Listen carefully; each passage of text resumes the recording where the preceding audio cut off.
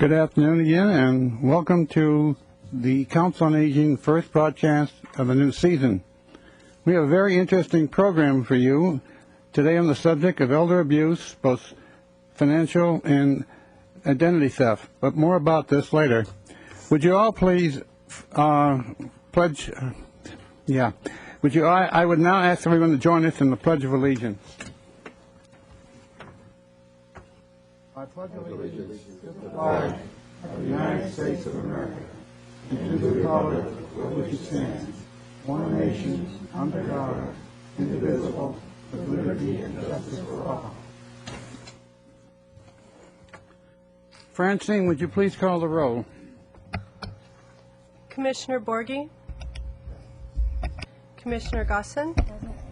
Commissioner Kam? Commissioner Lavoie? Here. Chair Norkin? Here. Commissioner Shentes? Yeah. Commissioner Searden? Absent. Commissioner Silberberg? Absent. Commissioner Steiner? Here. Thank you.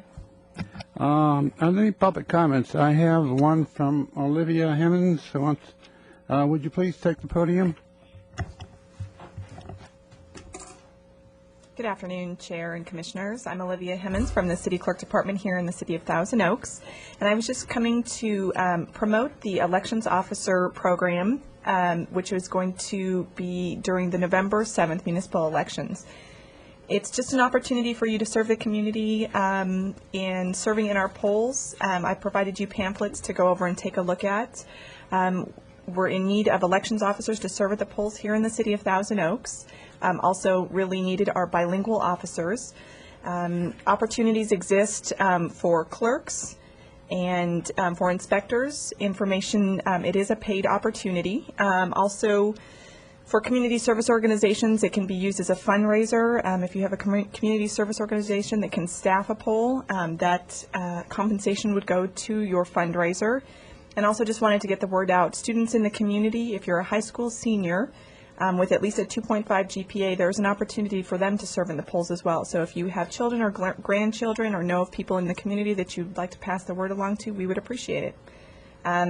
The contact information is direct to County Elections Division at 654-2785 if there's any questions. Thank you very much. Thank you. Are there any more public comments? Before I introduce the first speaker of today's program, I would like to mention 3 commissioners from last season are not returning. They are Shirley Kozlowski, Jim Coniglio, and James Horn. These commissioners worked hard on their committee assignments, and while we will miss them because of their bonds of friendship between us, they have been replaced with 3 new commissioners. The new members on the council are Jean Borghi, Don Lavoie, and Clifford Steiner. I say welcome aboard to the new councilors. Now for our first speaker. Our first speaker will be Joan Virginia Allen, attorney who has specialized in elder law and financial planning. She is a member of FAST, the Financial Abuse Specialist Team.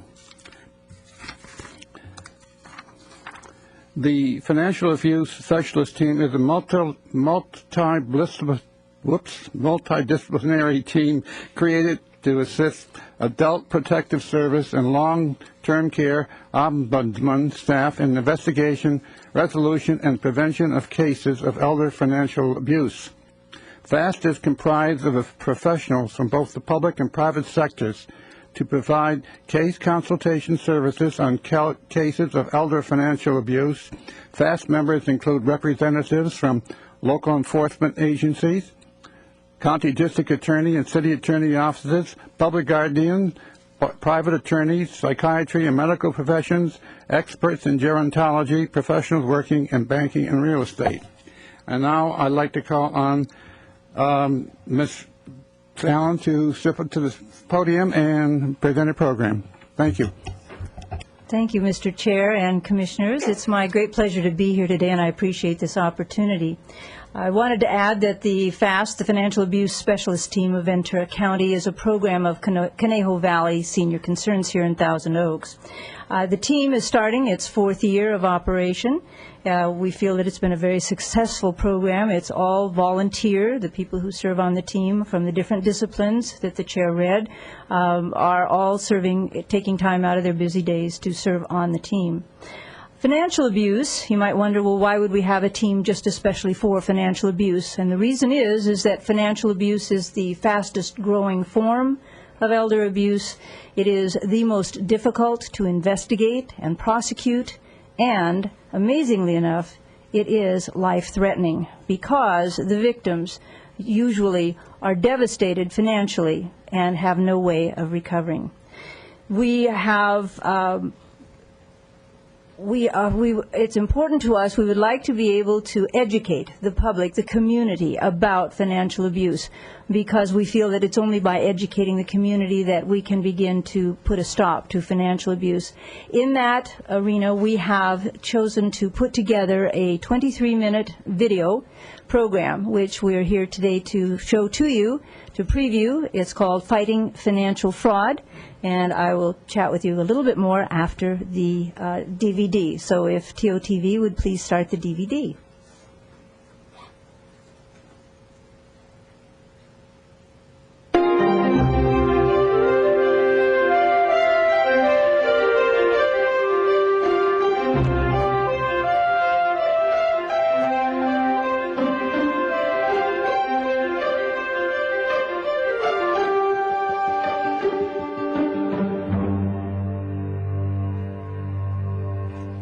Hello, I'm Greg Totten, District Attorney for Ventura County, California.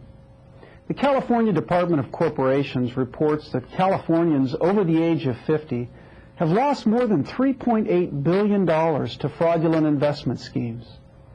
It is also estimated that 70% of Californians over the age of 50 have been solicited by individuals intent upon defrauding them.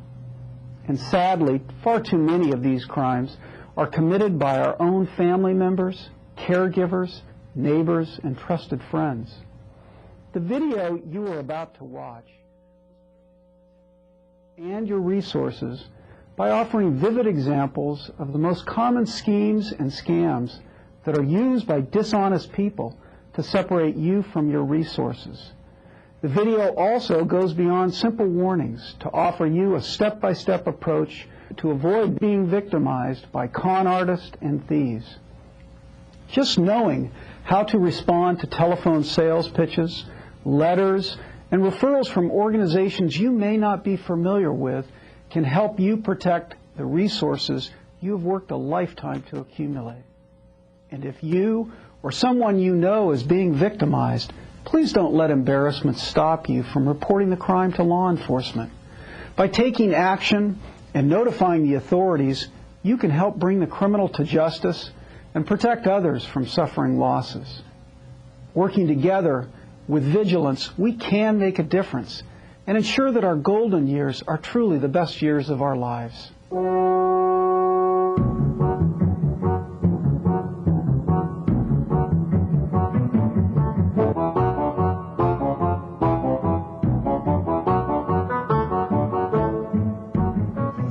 Jack and Marge live in a beautiful neighborhood. Over the years, they have worked hard and have managed to pay off their 3-bedroom home. Today, in their mail, they received a letter from a very important sounding company saying it could help Jack and Marge with their retirement finances. Marge, have you seen this letter? It's junk mail. No, it's not. It's different. They've got a card in here for a free lunch. We haven't been to lunch in a long time, Marge. So? Well, maybe we could if we went to the seminar. They're going to show us new ways to earn money. Well, what could they tell us that we don't already know about? Hopefully how not to lose money in mutual funds like we did last year. Okay. Well, why not? With interest rates so low, there must be a better way to handle our finances. Go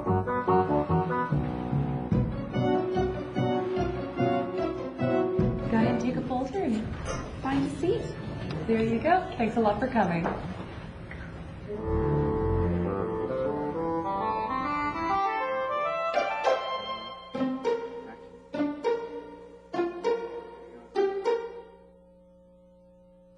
Thank you all for coming out today.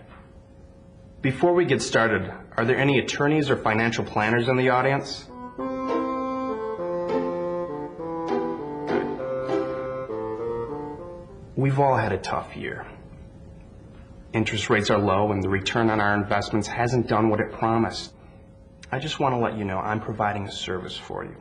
I'm not trying to sell you anything. We're here to balance your portfolio and help you make the most out of your retirement. You know, that man was very nice. Well, he had his whole family with him. You know, maybe we should have him come over. Well, it wouldn't hurt. He made a lot of sense. And we do need help. I think he was somebody we could trust. I'm sure not going to ask the neighbors about our finances, or worse, let the kids know we might not know what we're doing. What are you thinking? You've had your savings account for 30 years, your stockbroker for 5. You've known that salesman for less than an hour. But he seemed to know what he's talking about. Let me show you what he was talking about, Jack. How many names did we get today? Did pretty good. We got 20. You were great when you got up there. You had them really scared.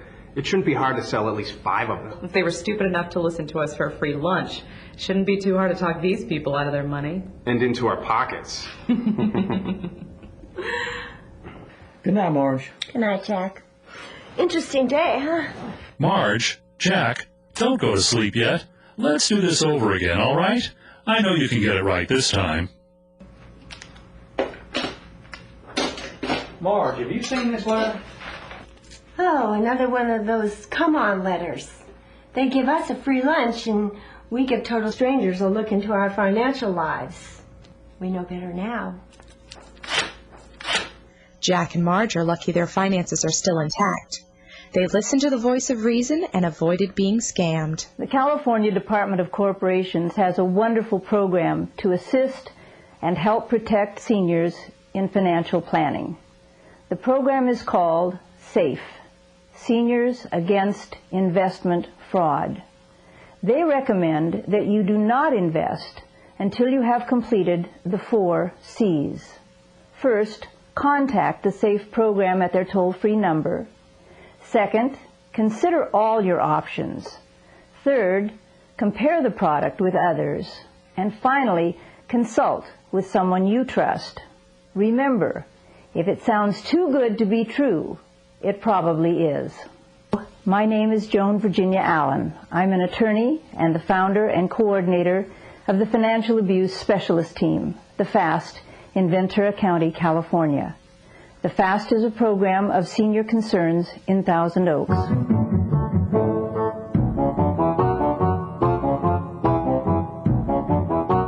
Juanita is a soft-spoken woman who lives alone. She's the sweetest person you'd ever meet. She'd never dream of being unkind to anyone.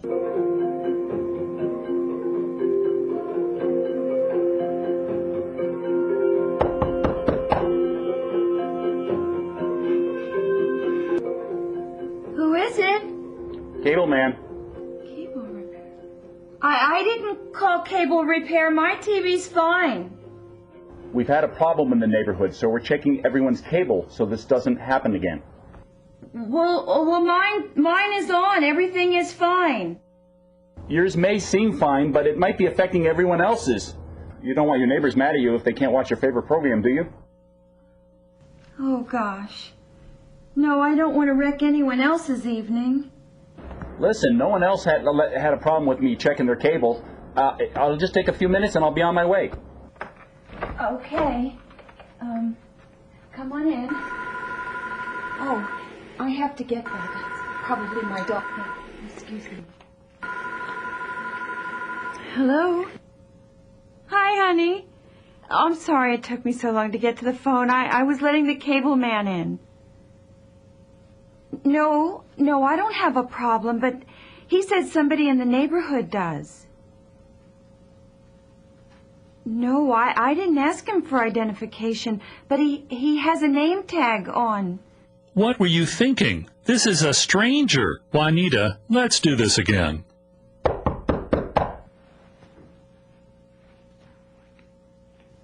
Who is it?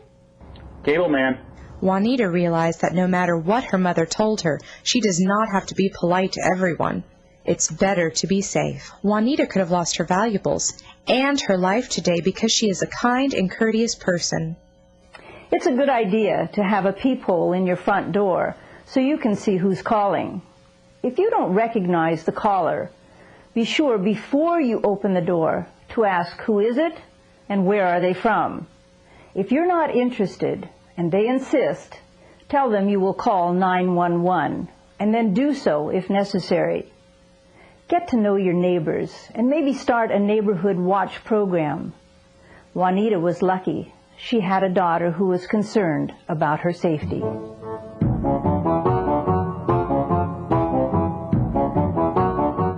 For financial reasons, Neil and Gordon share a place. They're friends, but they don't always consult with one another about their daily lives. Hello, Neil here. Are you Neil Townsend? Neil Townsend lives on Crocker Lane? Yeah, who's this? Got some great news for you, Neil. Are you sitting down? Yeah, what's this all about? You've just won $25,000 in a drawing. $25,000? I don't even remember entering a contest or drawing. You remember going to the mall? Sure.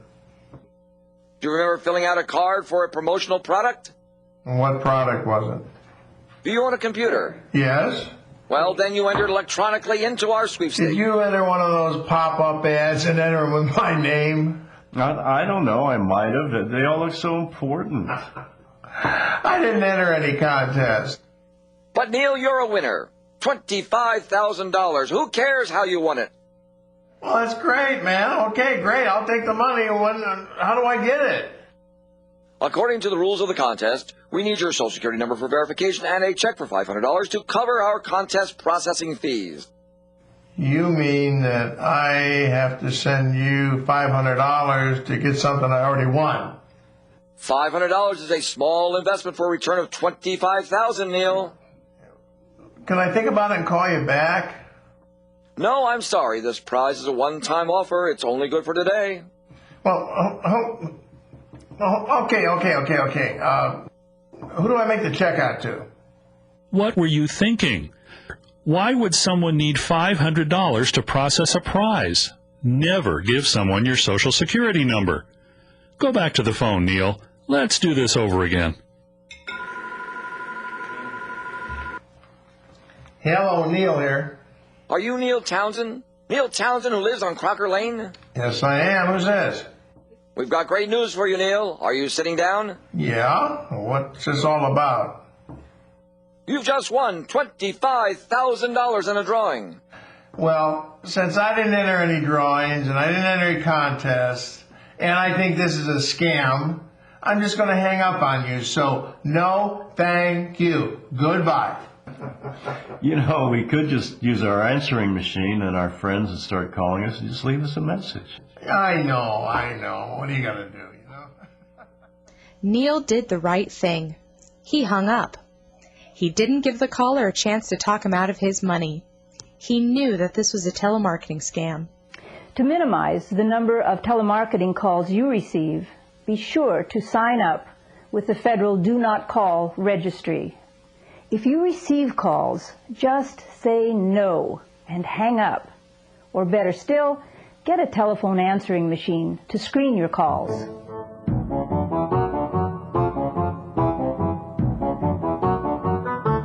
Betsy is a widow on a fixed income. Her daughters live across the country on the East Coast, and she recently moved into a new neighborhood. Betsy knows she needs work done on her house. She's even talked about it, but doesn't know how to find someone to do the work.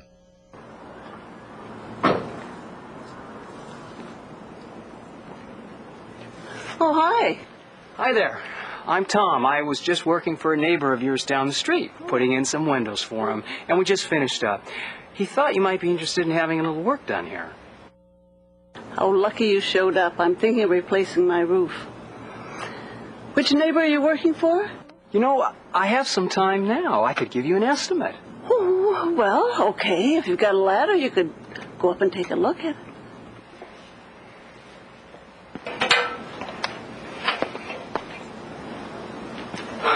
what do you think?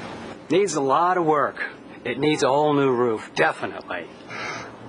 How much is that going to cost? You know, you got that same look on your eyes that my mother gets when she's worried about the cost of something. She'd never forgive me if I didn't give you a really good deal.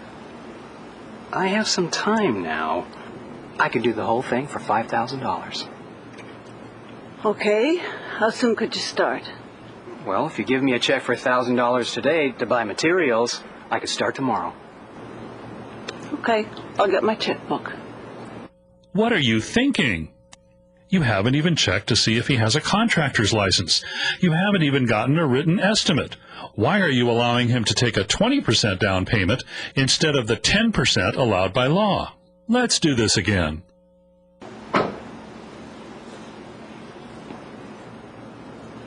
Oh, hi. Hi, I'm Tom.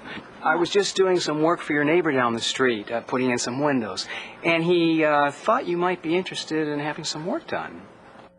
Which neighbor are you working for?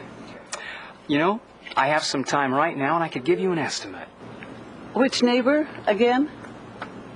Oh, your roof does need a lot of work. Do you have a business card?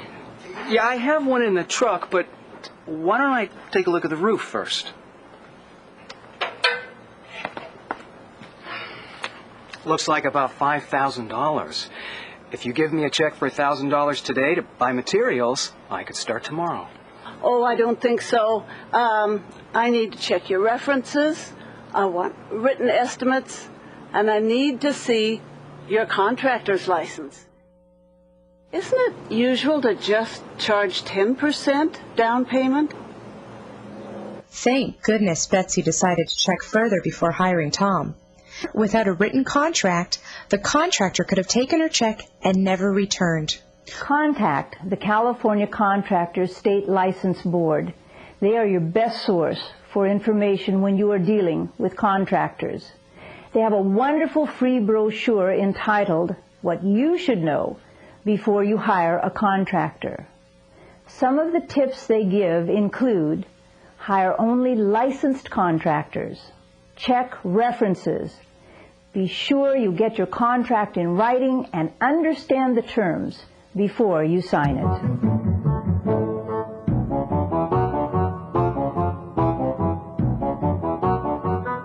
When John Lane Sr. was widowed 5 years ago, he thought he'd be alone for the rest of his life. Then last September, John Jr. moved back in, and trouble followed. Charlie Weiss just, keep chopping wood, calm place, get the guys in and out of the huddle, never lost faith. And John L. Smith hoping his defense can hang on.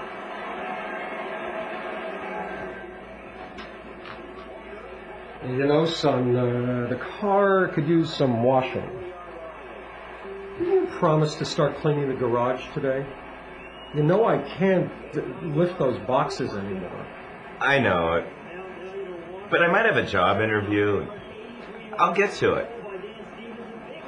You got money, Dad. Why don't you take the car to the car wash on Grand and get one of those professional companies to organize the garage for you?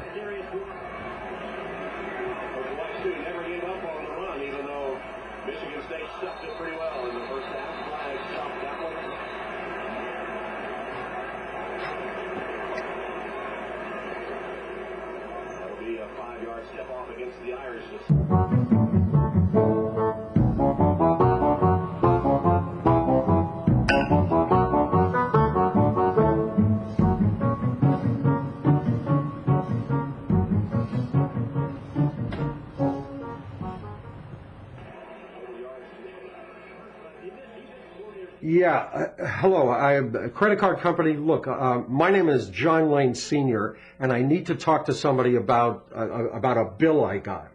My name is John Lane Sr. I don't have an account number, and that's the problem. I do not have an account with your company. Look at this. There's $10,000 charges in here. Car rentals, hotels, and plane trips. I don't fly. Now, what am I Look, I'm really trying to be calm now. I need you to look into this and figure out who opened this credit card account in my name.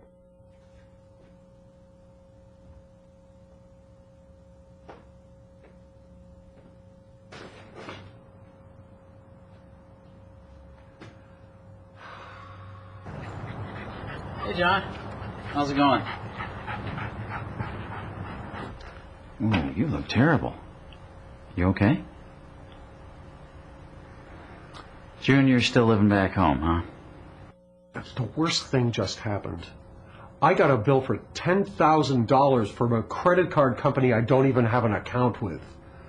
The charges for hotels, car rentals, plane flights, and you know I don't even fly. Maybe a computer just messed something up.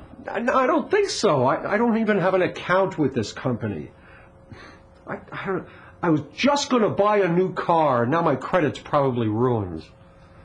How could they do that? I mean, how could they get my name and address? Ooh, this could be serious stuff. I hate to say this, John, but this sounds like identity theft. What? What are you talking about? Well, it might be that someone just used your name and social security number to apply for a credit card. We get reports about it all the time at the station. It's amazing how much it's happening right now. But why would they do that to me? I mean, how would they get the information? Well, if you don't tear up those credit card ads that come to your house, anybody can just pick the information out of your trash can on a Monday morning. And if you leave personal information sitting around, anyone who comes into your house has access to it.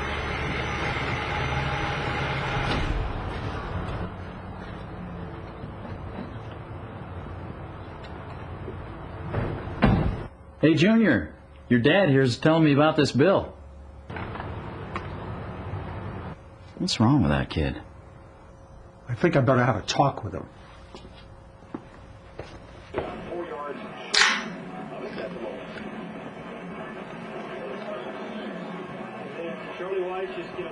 You know anything about this bill? I don't know what you're talking about. Looks like your bill anyway. What are you asking me for? This is not my credit card. How did my name get on this credit card? Look, old man, I've been putting up with you ever since I got back home. Without a job, how am I supposed to get the stuff I need? How did my name get on this credit card? It's no big thing.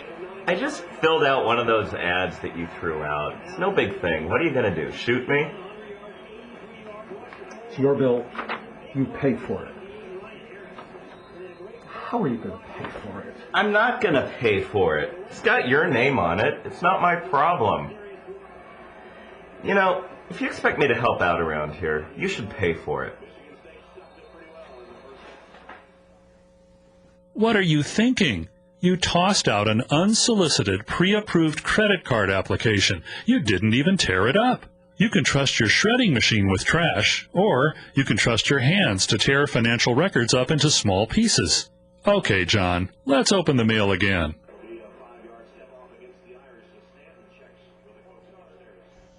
Well, John Sr. is still in his home, and just as expected, he's living alone.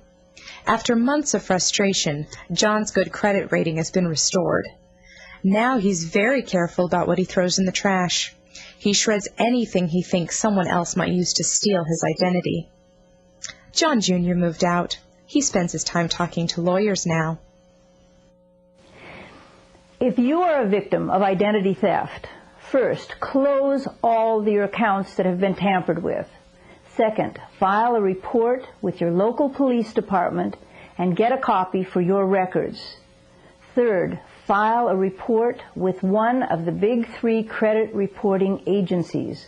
They are Equifax, Experian, or TransUnion.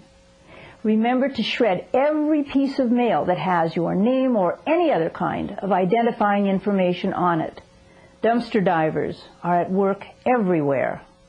Sometimes we make snap decisions. We do it because we think it's a lucky moment for us. Hey, man, okay, no problem. Now, how do I get the money? Or because we don't have enough information. I could do the whole thing for $5,000. And sometimes it just feels good to hear somebody say something you really want to hear. I'm not trying to sell you anything. We're here to balance your portfolio and help you make the most out of your retirement. We are all human. No matter our age, we're still learning. And that's... Great thinking. And what are we thinking now? Jack? Marge? To watch for the con in confidence when it's a person you know nothing about. and to look out for the sin in someone who's only sincere in getting something from me to help themselves. And John Sr.? It's such a simple thing. You can treat it as exercise, and it just might save your financial life.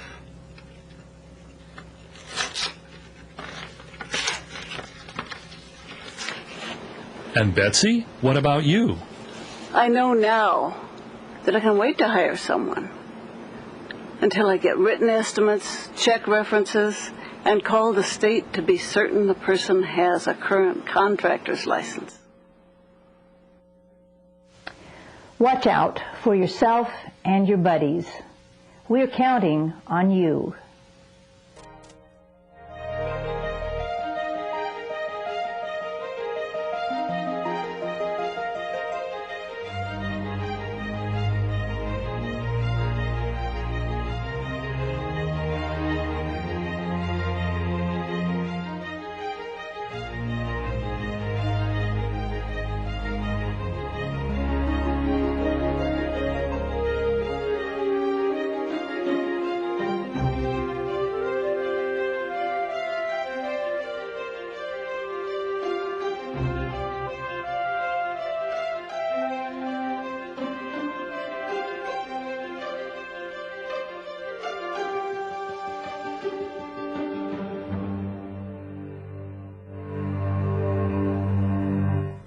And there you have it. What we'd like to do with this DVD is get it out to the general public. One of our primary audiences we'd like to reach are the homebound, because we feel that they may be the most vulnerable.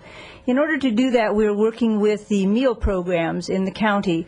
And what we're going to be doing is providing a placemat, which will have the contact information for each of the references on the DVD. So it'll have the contact telephone numbers, who they should contact in these circumstances, and also local contact information for Adult Protective Services, the Long-Term Care Ombudsman, law enforcement, and the FAST team.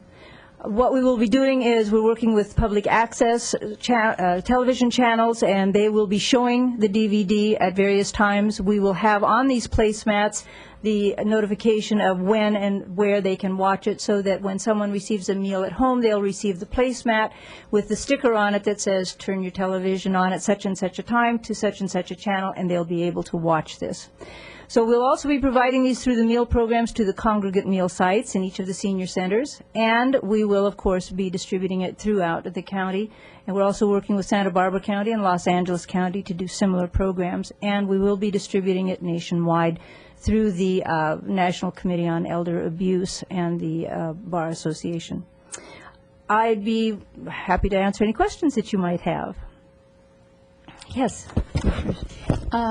The $25,000 prize made me think. You hear so much about people who get these magazine scams. I think it's Clear Publishing House, Clear, I don't know what it is exactly, but they call on the phone and they seem to just pick out seniors and people that are homebound, and then you have to send in so much money in magazine subscriptions. Is there any way, when you know someone is involved in that and putting a lot of money into it, is there any way to counter that? Yes, I would recommend that you contact Adult Protective Services, and you can do that anonymously. You do not have to give your identity if you don't want to. Of course, it's more helpful if you do, but sometimes people have reasons for not wanting to do that. So yes, I would definitely suggest that you contact them. They have a 24-hour hotline. Is it, if it's a friend, is there some way that they kind of cover for that when they go out and talk to the people? So that they don't go out and say, you know, I've received a call from someone that knows you, if they're checking on subscriptions or something like that. No, they're quite tactful, actually. They're well trained to avoid that kind of, making them question who of their friend has turned them in. So I think you can trust them. They're very well trained. Great. Thank you very much. Thank you. You touched on a subject during the CD about winning a prize in a drawing, and I think what should be stressed in that if you've never entered a drawing, how do you expect to win something? Yes, and people are just so thrilled, so incredibly thrilled. It was interesting for me to find out, sitting in on one of our FAST meetings, we have the FBI represented on the team, and I didn't know this, probably most people do, but I was not aware of the fact that it's illegal for an American citizen to enter any kind of foreign lottery. So that's the first thing. But yes, obviously, if you haven't entered your name in anything, then how do you think you could win it? Are there any more questions? Yeah. Hi, Joan. I have a question because it concerns me a lot because I have known several families in the past in terms of the family fraud that goes on. You know, in your video, it showed the young son leaving willingly, but most of the time that doesn't happen in that way. And so I wondered what the recourses are for families that might have a family member living with them or a family member that's financially using up their funds, and what recourses do they have? One of the biggest problems we have with that situation is that the parent usually isn't willing to turn the child in. And so that's very difficult. But again, like Commissioner Gosselin was saying, if there's a friend or a neighbor, someone who's aware that this is going on, that they can report it to Adult Protective Services and get them out there to investigate it. But the problem is, if the parent is not willing to have that person go, you have to remember that many times that child or grandchild is their only support system. They'd rather be abused than lose that support system and possibly end up in an institution. So it's very difficult, very difficult. Yeah. Okay. Thank you. Thank you. Thank you very much for a very informative. Is there another question? Yes, Harry. Sorry.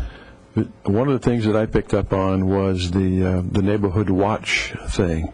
I guess you're suggesting that perhaps someone organize some sort of a neighborhood watch for people who come into the neighborhood and want to do repairs, and perhaps you could call the person that they say they work for, or at least to get people just to work together to prevent this type of thing from happening in the neighborhood. Some neighborhoods are very old in our city, been around a while, and there are a lot of retired people living in those neighborhoods. A lot of them are, single occupancy.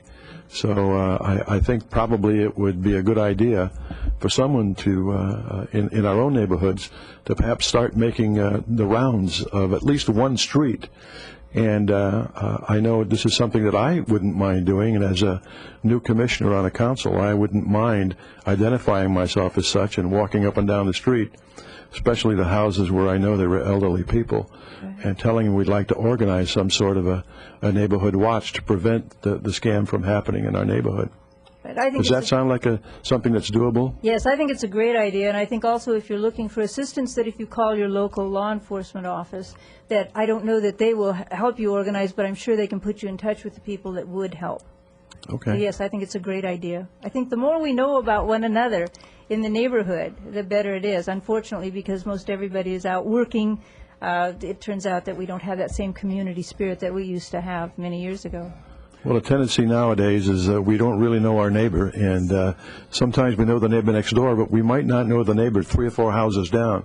This would be a great way to introduce one another. Yes. And do some good at the same time. Absolutely. There is an officer at the East Valley Station who is assigned a neighborhood watch, if I'm not mistaken. We have 2 in our crime prevention unit. We have Larry Logan, and we have Lee Morris.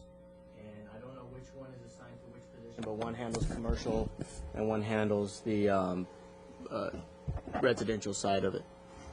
You can also contact the Ventura County FAST, the Financial Abuse Specialist Team, and we can put you in touch with someone to assist in that. The number for that is 805-798-4604, and I answer that line.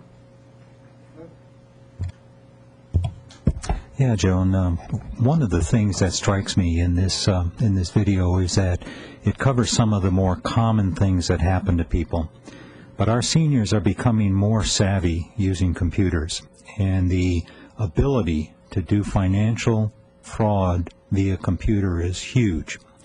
Are you planning anything in this vein to address that issue? As far as doing another, Creating a DVD and distributing it, educating people. we probably will not, with the experience it took to produce a DVD. I don't know if I'll ever do that again. I'm pleased with the product, but just don't know if I need to do that again. However, in giving presentations, taking the DVD out into the community and giving presentations, we do talk about phishing, the P-H-I-S-H-I-N-G, and now vishing, V-I-S-H-I-N-G, and the different forms of Internet fraud that are out there and how to recognize it and how to avoid it. Do you have a group of people and a network that does in fact go out and educate people? Because I know at the FAST meetings there's a significant amount of very valuable training that goes on at that meeting that most people don't have access to. Do you have plans in some way in a network of people that actually go to community areas and train them, educate them? Yes, we provide community education. All you have to do is contact me and tell me what you'd like the subject to be, and we'll have somebody there. Okay, thank you, John. Sure. Thank you. Any more questions? Thank you very much. Thank you so much for Very the interesting. opportunity. Our next speaker today is Detective Mike Hartman, finally, who will be talking to us about physical abuse. He's been a deputy in the Ventura Sheriff's Department for 11 years, with previous assignments in patrol, special enforcement, gangs, and crime prevention.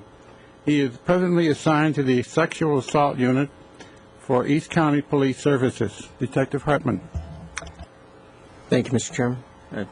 Commissioners, I'd like to thank you for giving me an opportunity to talk to you today. I've been on the department, we said, for about 11 and a half years, and I currently work in sexual assault family protection. We handle physical crimes against elders, crimes against women, crimes against children. One thing I'm going to point out right off is today I'm going to discuss the physical abuse of elders. This crime is underreported, in my opinion. Since January 1st, we've had 2 serious cases reported to us. That is not, in my opinion, because only 2 elders have been seriously physically abused. In my opinion, it's because they haven't been reported for whatever reason, and I'll explain some reasons as we go on. So if TOTV would start the PowerPoint, I will give a PowerPoint presentation about physical elder abuse. And it appears that. All right, elder abuse, how do you recognize it and what do you do about it?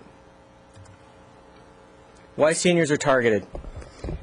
Some of these reasonings here will go back to also the prior presentation because they're often targeted for the same purposes, for both physical abuse and for financial abuse.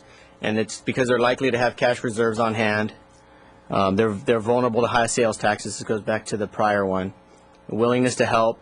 They may be dependent on others for personal hygiene or self-help tasks. They may have handicaps that impede their ability to call for help or resist, and they may fear retribution. And these reasonings here apply, as I said, both to physical and financial abuse.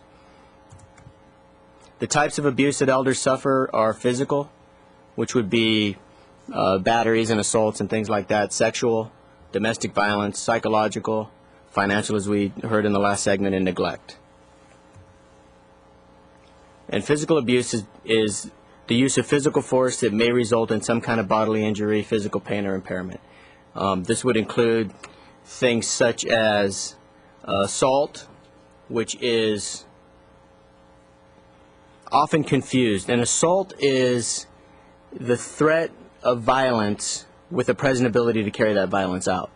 Okay, so battery is the actual violence, if you understand what I mean. An assault would be if I was standing next to an elder and I took a fighting stance and I maybe flinched at him to make him believe that I was going to batter them. That would be an assault. A battery would be actually hitting them with something, including my hands or some other.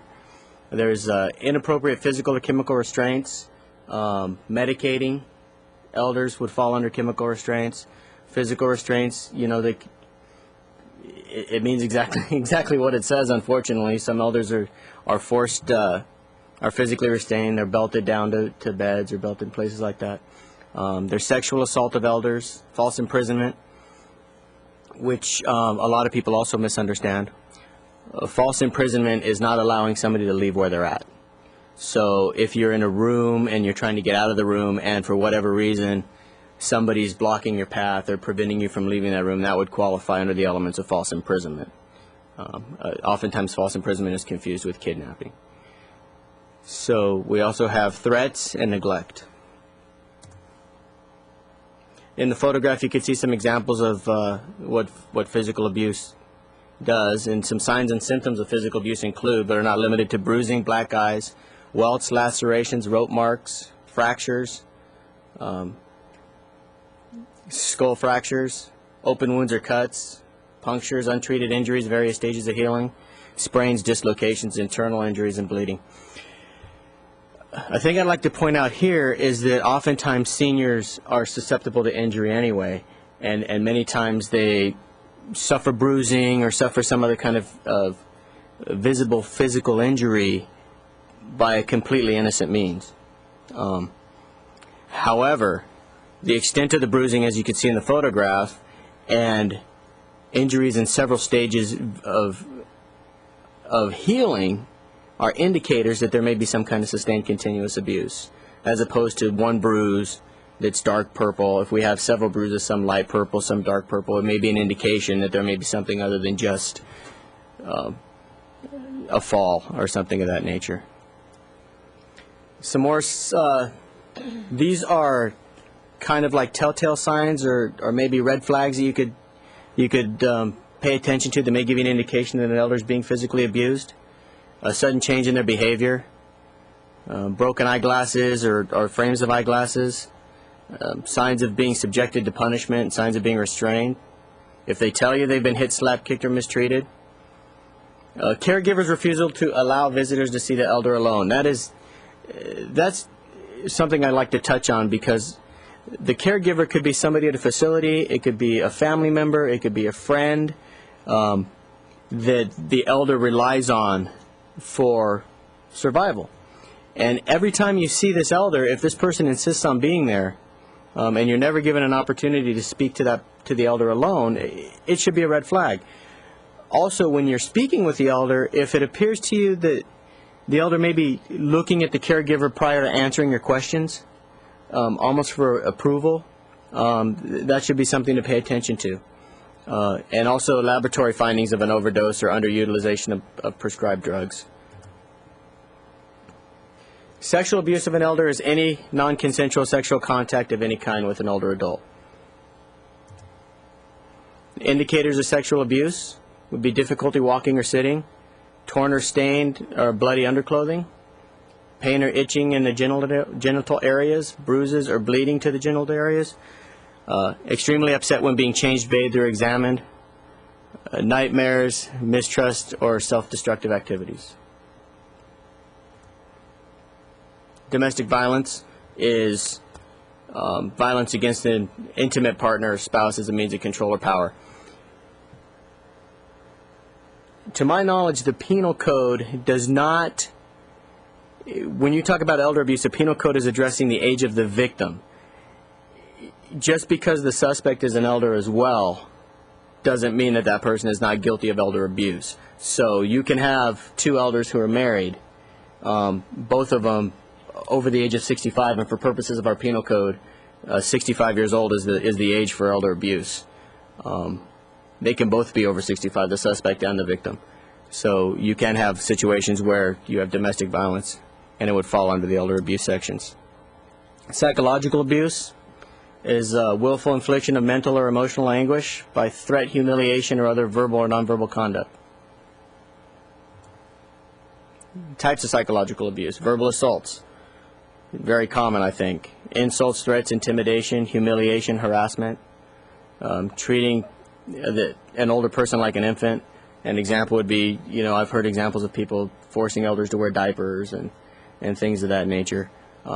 Isolating an elderly from the family, friends, or just not acknowledging them, giving them a silent treatment. Suspicious behavior of suspected abusers. Hostility to authority, verbal dominance. If you are talking to somebody you believe has been a victim of elder abuse, and you decide that you want to speak to the person you believe is the abuser, and they exhibit certain behaviors like verbal dominance over you or certain other kinds of controlling behaviors that may be an indication to you, lend credibility to the allegation. Isolation, refusal, like I said earlier, to let the victims speak for themselves. You ask the elder a question, but the caregiver or the abuser answers the question for you. Lack of exaggerated concern, unpaying bills, no medical treatments, no independent income. And that could go back to the financial abuse if you have a family member or caregiver living with an elder and that person has no independent income. They're getting their money from somewhere. Unusual interest in the victim's money, refusal of the victim, a removal from a hospital or facility, and disappearing of papers or valuables. Okay, difficulty with investigations. The victims are unreliable or forgetful. That is one reason that they're targeted, both for financial abuse and for physical abuse. I would submit to anybody who may be listening that just because an elder is forgetful and they believe they're unreliable doesn't mean what they're telling you is not true. So I think that what I want to get across to anybody and everybody is that if you feel in the back of your mind, we all have a little voice in the back of our mind that says something's not right. If you feel that in the back of your mind that something's not right about a situation, forget about being embarrassed, forget about the investigation turning out to be nothing at all, report it, and let the proper authorities look into it and let them do their jobs. And also we have recanting victims, and that goes back to both financial and physical abuse. Many times the abuser is the only family left. Many times the alternative that the elder sees is more prohibitive than the abuse. So it's very difficult. And when I said we had 2 cases of substantial abuse, in one of the cases the victim recanted. The victim refused to cooperate, wouldn't provide any information, and while we know it's happening, we can't prove a case. So if you are a victim of elder abuse, or if you know somebody who is a victim of elder abuse, I understand that it could be embarrassing for you. I understand that you're afraid of exposure, you're afraid that other people will find out. But all I can tell you is there's a huge support network that's going to help people through it. They're going to help them with the investigation. They're going to help them with any court proceedings. They're going to help them any way we possibly can, and they're not going to be out on their own. Neglect. Neglect is a failure of a caregiver to fulfill his or her caregiving responsibilities. There's also self-neglect, which is one's either refusal or inability to provide for their own essential needs. But for the purposes of physical abuse, we're dealing with a failure of a caregiver to give what's necessary. Neglect may result in some neglect issues are leaving an elder in bed, not rolling them over, not changing the linen, not feeding them, and pressure sores from staying in bed too long, malnutrition, dehydration, and any delay in seeking care, medical care. So what do you do about elder abuse? If you see signs of it, the first thing you have to do is recognize what you're seeing. And you have to get past the denial that may be in your mind. You know, maybe you know the suspect, or maybe you know the abuser, and you have to get past that, because one thing that my job has taught me is that some people are capable of the most amazing things, regardless of how they appear on the surface. So if you have any suspicions whatsoever, you need to recognize what you're seeing, and you need to report it so it could lead to an investigation. And I would come in the investigatory process, as would Adult Protective Services, the District Attorney's Office, the Victim Advocacy, and we would provide a support network, and we would work with the elder through it, which would lead us to prosecution, hopefully, if it's a sustained complaint. And hopefully the recognition, the investigation, the prosecution, and the education would lead to prevention in the first place. Yeah. Who should report? The victim, friends, neighbors, family members, financial institution, anyone who suspects abuse. I'll probably say that, probably said it over and over again, but if you suspect it, report it. Who can you report it to? Law enforcement. You can report it to Adult Protective Services. You could report it to the DA Elder Abuse Unit. You could probably you could report it to FAST, and they would report it to anybody who will get it to the right ears. I don't have it on here, but I'll give you my email address. You could report it to me, and I promise you that we'll do everything we possibly can to investigate the case. Investigatory agencies are law enforcement. DA's office has elder abuse and a consumer mediation unit. And then these are the sections that are going to apply, just if anybody was curious. 368B1 is a felony, which is physical abuse by anyone with great bodily injury. GBI is great bodily injury likely. And you know or should know the victim to be an elder. An important thing about elder abuse sections is that the offender has to have we have to have some articulable reason why the offender would know that the victim is an elder. Many times it's appearance, relationships, prior knowledge, anything like that. Great bodily injury, that would be things such as broken bones, concussion, loss of consciousness, extensive suturing, which our district attorney has basically set at 7 stitches or above. And then you have, and that's the felony section, and a felony means it's punishable by, you can be sent to state prison. 368C is a misdemeanor, physical abuse by anyone where great bodily injury is not likely. Now, the distinction I'd like to draw on these is it says great bodily injury likely, not great bodily injury suffered. So if the behavior of the offender is such a manner that it was likely to result in great bodily injury, we could pursue the felony section. And criminal negligence is included under the misdemeanor section, unless some criminal or some negligence can result in great bodily injury, so we have some leeway there. Prevention would be outreach, which is what we're trying to do today.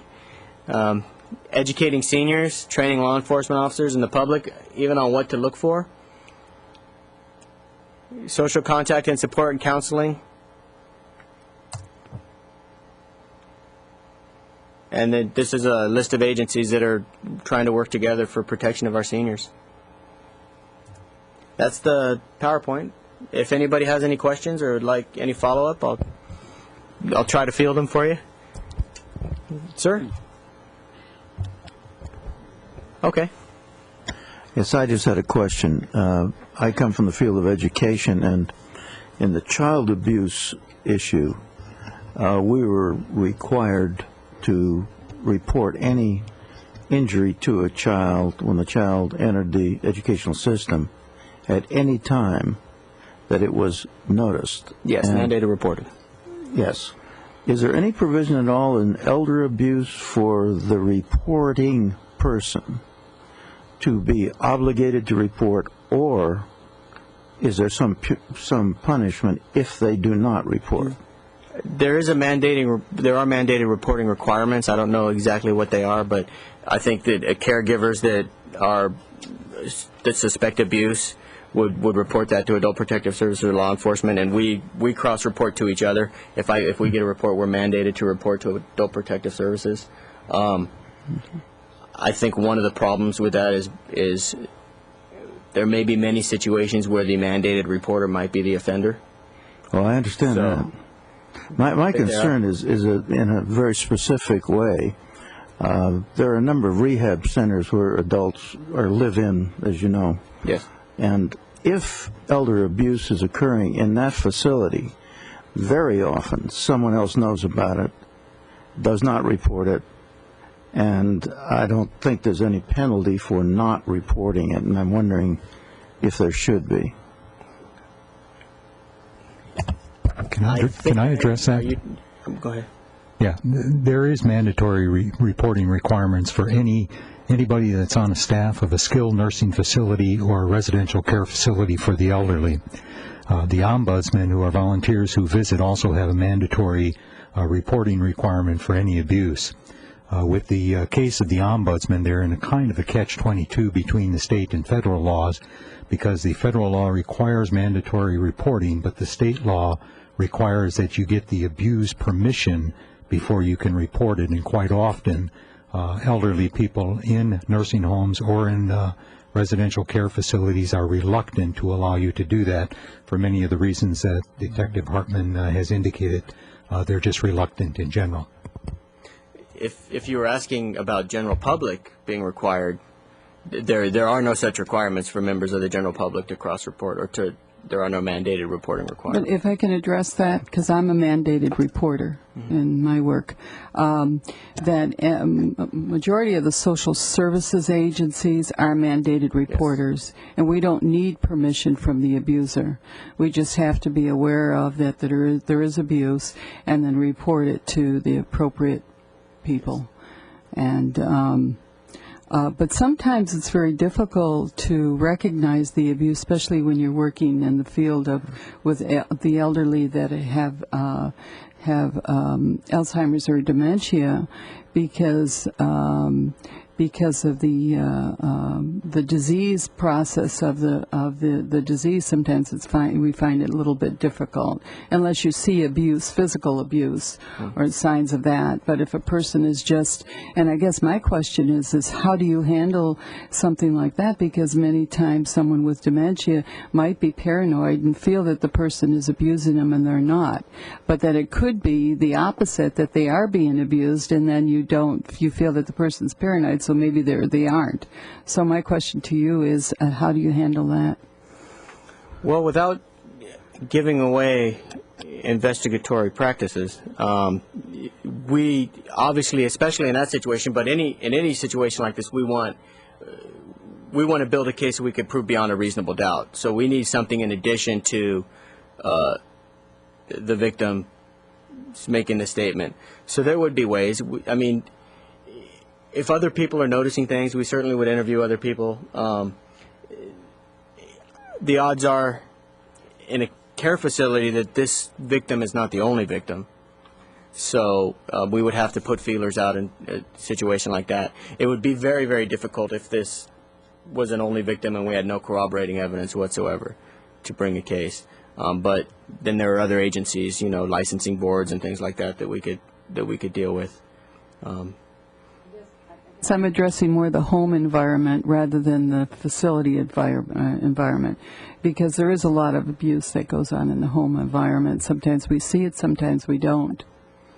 Yeah, we would. And when you get a call for that, I was just curious as how you investigate that, or are you people trained in dealing with the area of dementia and Alzheimer's and how to handle somebody that might be, saying that they're abused, and maybe they are and maybe they aren't. So how do you investigate that? We would certainly bring people in that could help us in that area, because we don't deal with that on a daily basis. But there are investigative steps we could take. But I really don't want to discuss what they are at this point. What I would like to just mention, because we are being filmed and hopefully going out to a fairly large audience, is that if there's any suspicion of that, or if the person is being abused, to make that call, because there are people out there that can help you. I think the watchword should be, when in doubt, report it. That is exactly what I'm trying to certainly true with child abuse. Absolutely. And many of the behaviors of the elder kind of parallel the behaviors of an abused child in situations where they can't speak for themselves when you ask them questions, or when you're not allowed to talk to them alone. So that can certainly cover both of those areas. But when in doubt, report. And I think that the most difficult thing will be making the initial phone call, because there's going to be a huge support group coming to help you. Just one more quick question. Okay. When the report is made, is the person making the report publicly known? Do they have to sign saying, this is my name? No, they can report it anonymously. Anonymously? Yes. It as goes back to financial abuse, a problem with anonymous reporting is that may be the only information we have, and it may not be enough. And so we like people to tell us who they are. We like to talk to them and to interview them and to find out, because they may know things that we need to know, but they don't know we need to know it, if that makes sense. So you can report it anonymously, but it would help us find a good solution if you would be willing to be participatory in the process. Just for information's sake, in the child abuse issue, the reporting person must identify himself. I know that mandated reporters have to. Yeah. But the general public can remain anonymous when they report those. Okay. Thank you. Thank you, Mike. I was just going to say another place that's picked up that notifies you all immediately are the hospitals, especially the emergency rooms. Yes. When someone comes in with injuries and they detect other problems, fractures, bruising, things like that, I know we're all mandated and you get that call, so that's a good source of information. Yeah, too. they certainly call right away. They're very good about that. Are there any more questions? What is the number for the DA Elder Abuse Unit? What's the number to call? You know, I do not have it, but I can get it for you. If I know that the DA's office is 654-2500. Okay. And they would be able to direct you. Okay. Thank you. Thank Greg- you very much. Greg Totten has a little card. Okay. Greg Totten has a little card that you can put up on your refrigerator with all these numbers on. If we could somehow get those and make them available at the Goebel Center, it'd be useful, I think. Okay. I noticed there seem to be a number of organizations and numbers you could call if you suspect elder abuse. Would it help if there was a single contact point or a single number that people could call? Well, while there are a lot of numbers, many of these agencies are required to cross-report to each other. So when you call one of the numbers, in effect, you're branching out to all of the other agencies. So it's almost already solved that way, if that answers your question. So I thought it would be easier for people if they didn't have to think about who they should call in this particular case. Instead of maybe there was one number they would know right away. That's the number to call. Well, for physical abuse, 911 would be the number to call, and that would certainly help you. Andrea. At Goebel Senior Adult Center, we've had a couple calls when people have called to ask what they should do, and I predominantly give them the local law enforcement or adult protective services, because those two are going to cross over, and everybody else will fall into place. And both those numbers are in the phone book at the front, so those are most readily, easily gotten by anybody in the community. I'd like to thank Detective Hartman for Don. Yes, thank you, Harry.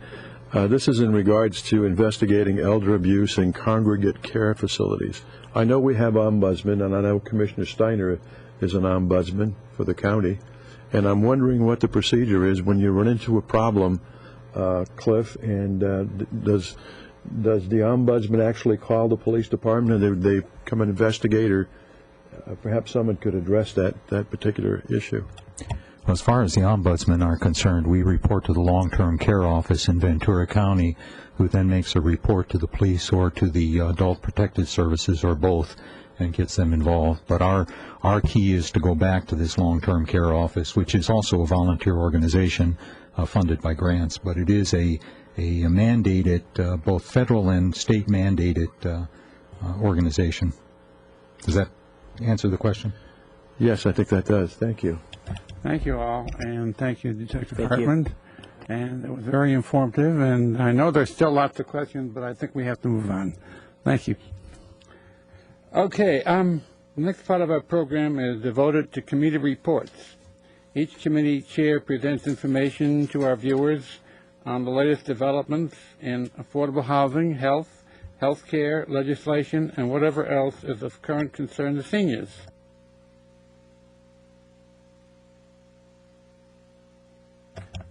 Are there any reports for health care today?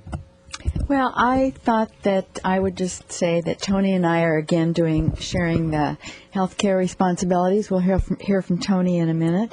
And also to say that if you have any requests of anything specific that you want to be informed of, or to have our messages at the beginning of the meeting geared toward, all you have to do is call the Thousand Oaks Civic Center, and they can direct you to the proper number for the Council on Aging. We will get your message. I noticed something in the paper today that was, actually it was last Thursday's paper, the Acorn, which really has a lot of good information, and they sometimes go into a little bit more depth than the other papers about some of these things. It's something that's called Preventive Health Care for the Aging. It's a state grant that has given money to public health in each county that's willing to participate for the really just preventive measures and healthy lifestyle emphasis for seniors. It involves 2 public health nurses going around to 18 different locations in a month's period of time on an appointment basis and on a regular basis. And they spend between 60 and 90 minutes on a person's first visit. This is regardless of insurance or income. I'm not sure how long this program is going to go on. It started in Ventura County. It was restarted last year, and the 2 sites in this area are the Goebel Center. Their number is 381-2744 for appointments, and it's on the 3rd Monday. Oh, Andrea, the 3rd Monday of the month, and that may not be correct. 3rd Monday of the month is definitely correct. However, they do have to call the Ventura County Public Health Nurses to make the appointments directly with them. Okay. Because we don't have a way to do that. I was really grateful for the article in the Acorn. However, the numbers were incorrect. Oh, so okay. I'll see if I can figure that out before the end of the program. Well, I can give you the number. Oh, you can? Oh, wonderful. Yes, of course. It's an 805 number, and it's 654-7600. That's perfect. Thank you so much. I No certainly problem. didn't know that, and I have also got, it was very funny because one of the medical magazines called Advanced for Nurses that comes out also had an article this past week on the very same thing. So it is something that everyone's trying to push. Has it been successful? It has slowed down just a little bit at the Global Senior Adult Center. But I mean, they still get anywhere from 1 to 4 people coming through. It does make it nicer when there's 2 or 3 in the morning, since they are driving from Ventura, and it is a pretty long assessment because they do go through your medications, they check your blood pressure, your heart rate, and they kind of get a feel for mental status and some of the living situations maybe that someone might be in. I know public health nurses are really kind of specialized nurses, because not only do they have to have the certificate program, but they also have to have Bachelor of Science degrees, which is a real emphasis in public health. So they're much more qualified than other nurses. And I think it's a shame, and it pointed out in both articles, that it's really not right to expect that everybody's health care is the responsibility of the physicians. In this day and age, we just don't have that luxury of being able to take all these problems and get the assessments that we do from someone like a public health nurse. It's felt to empower the seniors by helping them know what they need to stay healthy and to help them get it. The public health nurses are well versed in the community resources, services, and the programs where help is available. The other location for the Thousand Oaks area is Florence Jan's Housing, and that would be the 2nd Tuesday of the month, and that is also the same number that Andrea gave us for an appointment, 654-7600. There are things that you can take your doctor. They do figure it out on paper. Everything from common problems, disease, entities, and depression, from seniors living alone. It's really just a real good thing. And they lowered the age this summer from 55 to 50. And, of course, we are experiencing an increase in numbers in the seniors because of the baby boomers entering this year. And so if you have a problem, you don't have to have a problem. This is just merely a good assessment to take care of problems before they exist and take care of your questions from someone who has the time to answer. Again, that number for an appointment, 60 to 90 minutes, is 654-7600. And that was really kind of what I was going to emphasize. Tony, what have you got to offer? Well, first of all, I'd like to welcome everyone back after a long and wonderful summer. And with that, I'd like to say what a wonderful lunch that the Senior Center had, and I believe it's Senior Concerns that does the wonderful lunch for seniors on Friday. I was fortunate enough to be there and make some good friends, and what a wonderful way to make friends and have a good meal. On Friday, that was the senior meal offered at the Senior Global Center. So treat yourself one of these days, afternoons, if you're not going there, and make an appointment for a wonderful lunch and making good friends over at the Senior Center. So that's my first. And also to mention that if you do have some health care issues, another good number to remember is 211. If you dial 211 and you're having some health issues or health concerns, or you need some help and some direction, that is a resource number you can call, and they will direct you to the appropriate resource that can help you. One of the things that Judy and I have talked about is making a list of possible subject matters that we could cover in our healthcare programs each week that would do an outreach to several of you out there.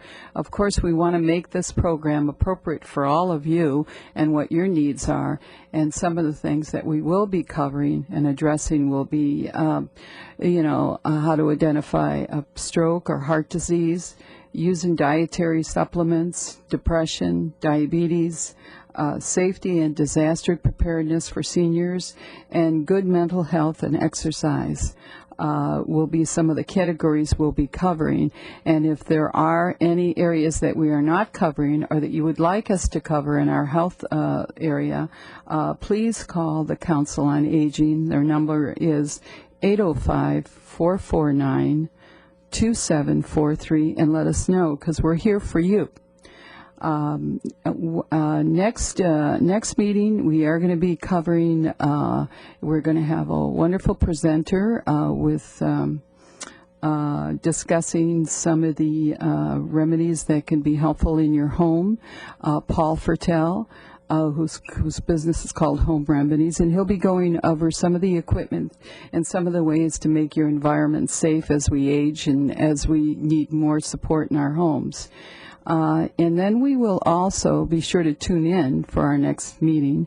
Then we also will be having a speaker from, I was fortunate enough to call and get a hold of last minute, that's not on your agenda, but Arlene Reynolds will be coming. She's a family consultant with the Coast Caregiver Resource Center, and she will be discussing some of the services that are available for you through the Coast Care Resource Centers, which is a part of a large resource network and a California-based program just offered in California, and it's a nonprofit program that comes through our budget.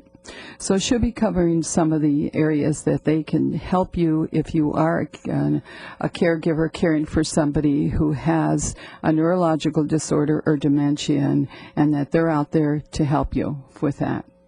One other thing that I'd like to mention in our short period of time here today is that the AARP, in conjunction with the Coast Caregiver Resource Center, is offering a one-day retreat in Ojai to caregivers. Now, these are not paid caregivers. These are family caregivers.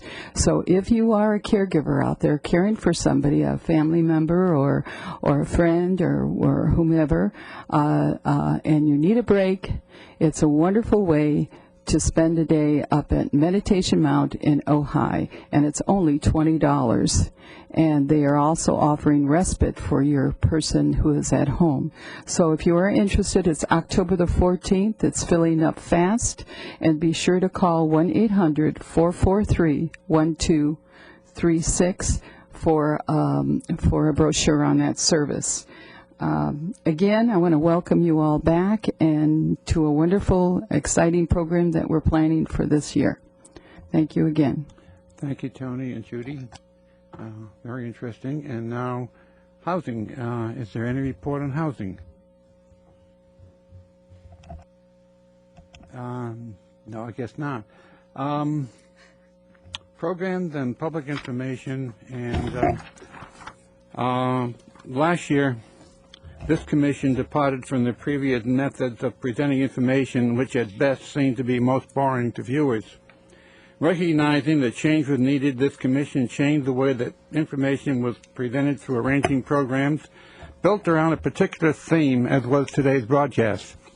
Speakers with expertise in the subject for discussion were invited to participate and present their views before our cameras. Today's program was the kickoff for our new season.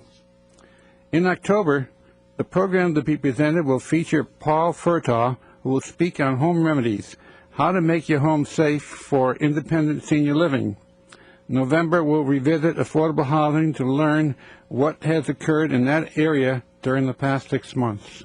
I hope you'll be with us for the new programs and for what we have in the future for you. And is there any additions to their programs? If not, we'll move on to outreach. Is there a report for outreach? No report.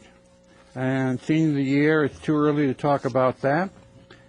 Is there any a report for transportation? I guess not. There's nothing on transportation today. Right. Legislation. Yes, I do have 2 things on legislation. Fine. And they're very appropriate for the subject matter that we discussed today, which was financial abuse. There's 2 bills that are currently going through our state legislature. The first is Senate Bill 192, sponsored by Senator Scott. The second is Assembly Bill 1363, sponsored by a man named Jones. The first one, Senate Bill 192, is talking about annuities and is it's a bill designed to protect seniors from investing in annuities that may be unsuitable for them. The legislation sets forth criteria that has to be taken into account by the seller or the insuring agency, and this criteria includes the senior's age, tolerance for risk, financial sophistication, and need for the annuity. It also requires them to look at the purchaser's tax status and ability to pay for the annuity without liquidating other assets. This bill, I think, is relatively appropriate right now, because I have at least, and unfortunately Joan Allen has left already, but I know that in the FAST team there were discussions where people that were in their 80s were sold annuities that could not be cashed in until they were 105 or 110, something like that. So this ought to assist in that process. The second one is called an Omnibus Conservatorship and Guardianship Reform. And just in general, what it does is it requires that the professional conservators be trained, licensed, and regulated through the Department of Consumer Affairs, and it improves court oversight of the conservatorships and training for those people that are not professional conservators. This, as you may have noticed in the paper, can lead to some trouble where people in the conservatorship system are in fact abusing people financially. This also establishes an ombudsman. It doesn't say where the ombudsman is going to be reporting, but this ombudsman is going to be there to investigate and resolve complaints on behalf of the conservatees in order to help prevent financial abuse. And that's all. Is there any addition to this report?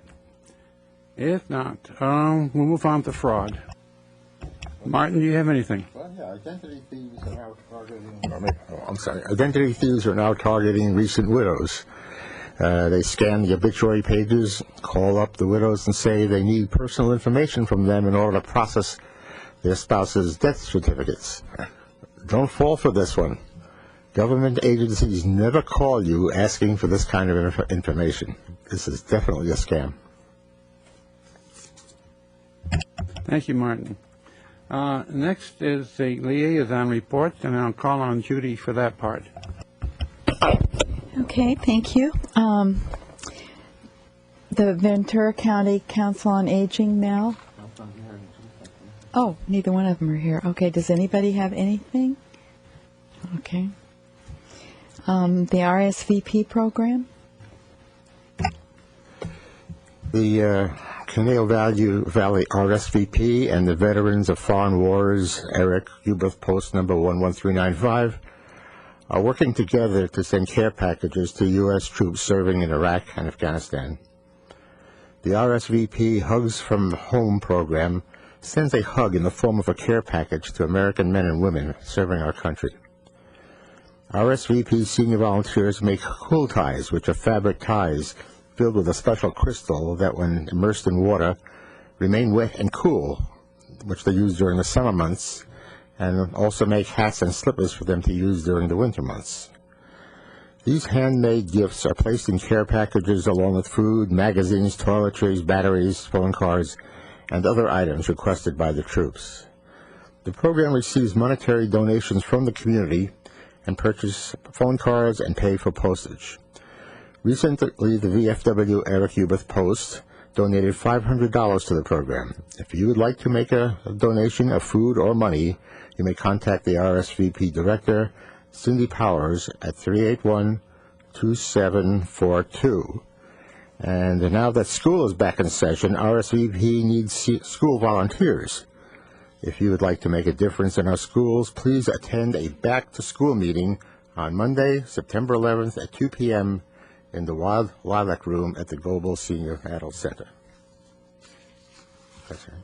Thank you very much. I have to say what a wonderful thing the Hugs from Home is. My grandson was a recipient of one of their boxes, and his whole company was appreciative of the cool ties and the box of the goodies, everything. It was wonderful. They do a wonderful job. So thank you for bringing that up. And now, Andrea Koval from the Global Senior Center, and thank you again for giving us the proper information on the physicals for the elders. Oh, no problem. Well, welcome back, everybody, and it's nice to see some new faces, so welcome. Summer was really busy, and we had lots of neat programs, and I know some of you were there. We've had some really good barbecues and some fun things happening, and most of the classes were gearing back up for sessions starting this week and next week, because we had quite a few instructors take part or all of the summer off, and they all staggered all over the place, so we're hopping again. Some things that are coming up very quickly. We've got Thursday, September 21st, we have a seminar. It's aromatherapy and relaxation. It's going to be just a nice, short, fun seminar, just going over techniques to help everybody relax, because we can all learn how to do that when we get stressed out over something. It can be bills, it can be grandkids, it could be just our household stuff. And they're also going to be doing free hand massages too. So it's going to be a fun program. It's by Assisted Home Health Care, so they'll be coming out to do that. And we do ask for reservations, one, so there's enough time for everybody, and two, we know how many seats to sit out. So you must call the center, and I will give you the number towards the end.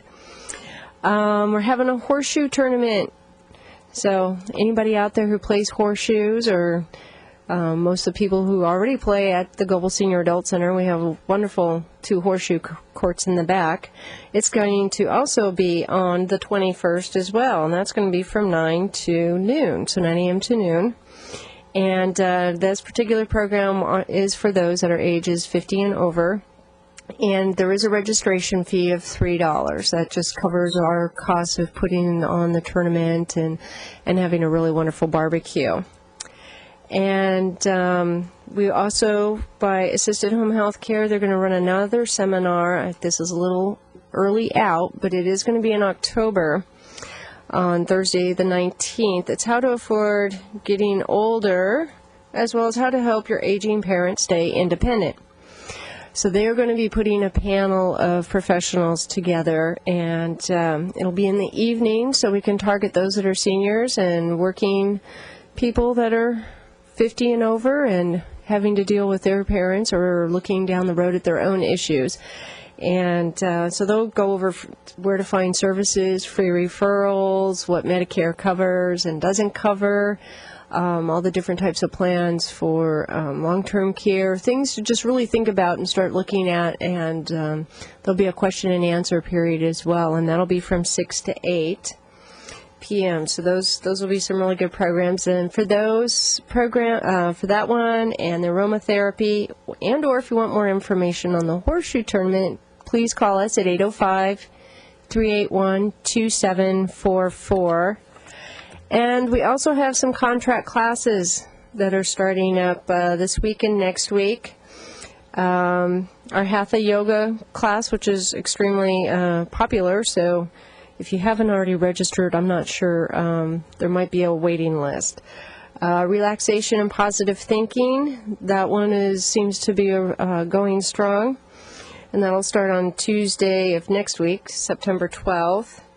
Heartfelt communications, we have golf course management and playing lessons, and also golf lessons, and those have been going very, very well.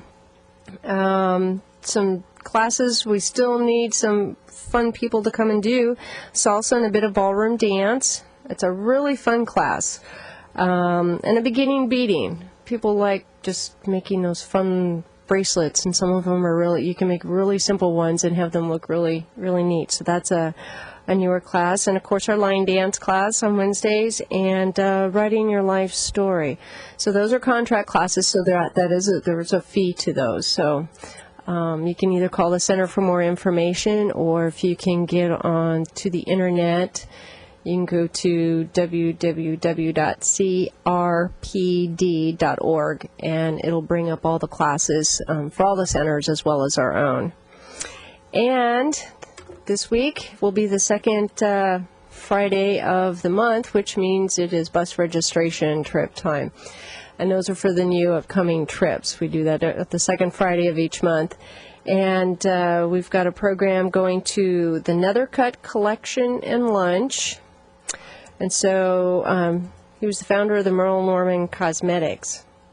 So there's going to be a whole, be going down to San Fernando Valley, and you'll have lunch, and you'll get a 2-hour tour, and you'll get to see priceless antiques and classics. There's cars. It's a really neat program. So either come pick up a brochure or call for more information. And then on November 13th, we'll be going to Buffalo Bills. So you need to come in and sign up for those 2 trips on this Friday. We open at 8:30. Is there any questions? No? Well, good. I hope to see everybody sometime over the next few weeks. Thank you, Judy, and thank you, Andrea. Okay, is there any old business before the commission? Any new business? I don't know if this is old business or not, but I'd like to publicly thank Andrea, her staff, and all of those volunteers who were there on Friday, because that was a really terrific luncheon. Well, thank you. And Francine did an awesome job with working with senior concerns and area agency on aging, making sure the ordering was there and all the food. It was quite a production to feed 240 people last Friday, so it was a very fun event, and everybody had a piece of the pie, so to speak, on making that happen.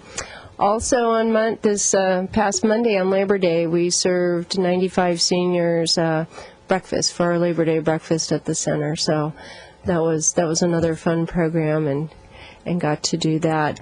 And since this is last minute late, and I'm sorry, but I'd like to also say thank you to Valley Oaks Griffin, because they have sponsored our Labor Day breakfast, and they were also very generous in doing a sponsorship so we could buy new barbecues for the Goble Senior Adult Center, so we can do more of our own barbecues and or any of our groups within the building. So we were able to get some really neat things with their sponsorship and their help over the last couple months. So I want to thank them and McDonald's, because they also sponsored our Labor Day breakfast. So there's a lot of good partnerships out there, and the community is very willing to help out. So thank you to all of them. Thank you, Andrea. And in relation to the senior nutrition at the Goble Center, the Marquee Cafe is a new endeavor undertaken by the City of Thousand Oaks, Conejo Rec and Park District, Senior Concerns, and the Ventura County Area Agency on Aging.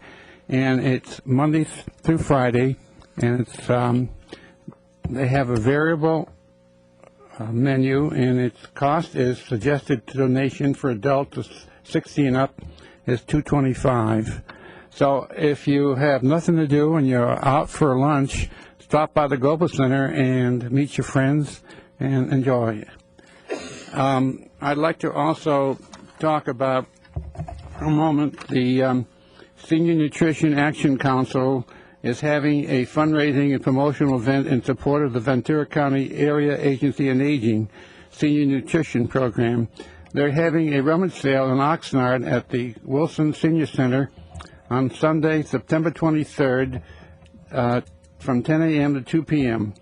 The contact will be Elaine Robinson at 805-495-2482, or Susan White at 805-477-7311. That's 477-7311. They also need volunteers to help and sort. So if you're interested, please call. And lastly, the Council on Aging will be holding their mid-monthly workshop meeting at the Goble Senior Center for the next few months. Our first meeting will be on September 20th in the Lupine Room, and will start at 1 p.m. We hope to see many of you there, and we'll welcome your inputs.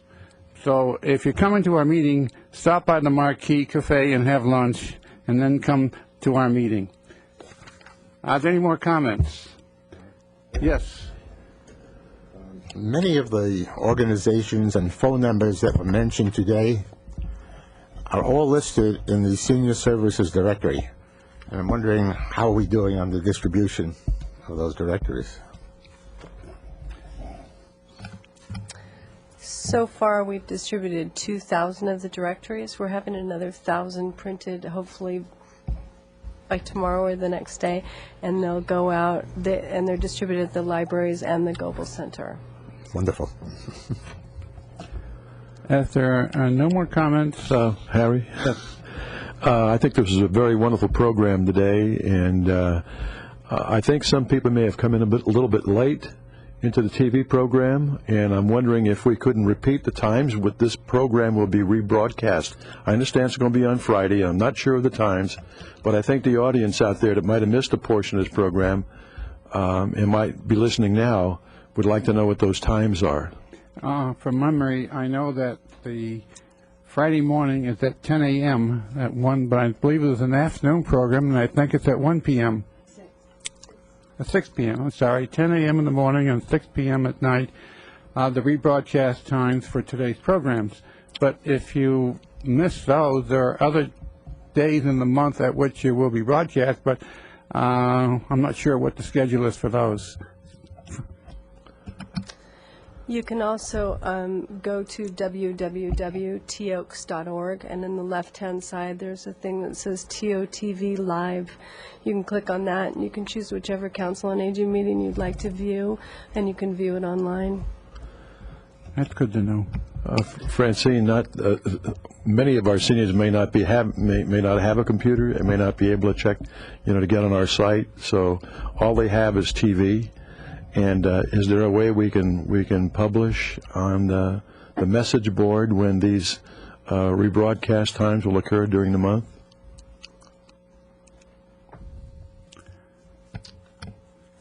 The broadcast times are put into the TOTV schedule, which is available at City Hall, or if they just want to call the 449-2743 number, I can give them that information as well. Okay. All right. Thank you. And they can also email, Council on Aging has a new email address. They can email councilonaging@toaks.org and ask questions about Council on Aging, and those will be sent out to whoever's in charge of those areas on your board. Okay. Thank you. Mm-hmm. Any more? And if not, meeting is adjourned.